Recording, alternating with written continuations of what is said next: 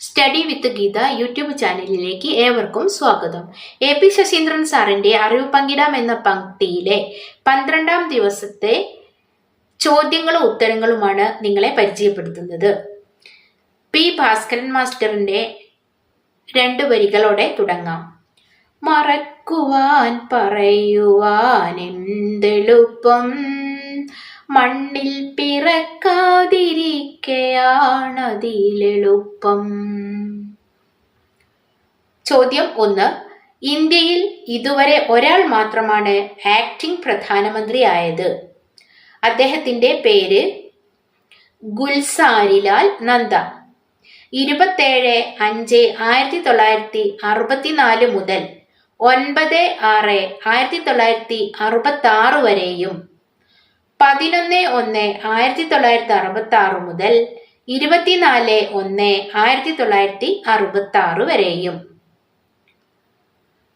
സമാധാനത്തിനും രസതന്ത്രത്തിനും നൊബേൽ സമ്മാനം നേടിയ ആദ്യ ശാസ്ത്രജ്ഞൻ ലിനസ് പോളിംഗ്.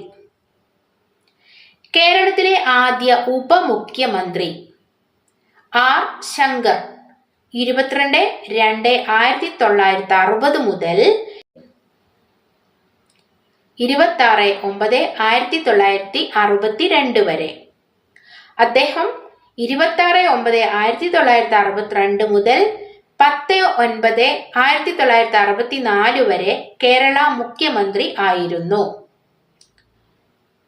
ഇന്ത്യയും ചൈനയും പഞ്ചശീല തത്വങ്ങളിൽ ഒപ്പിട്ട വർഷം 1954.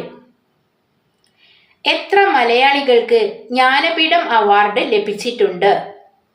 6 പേർക്ക്.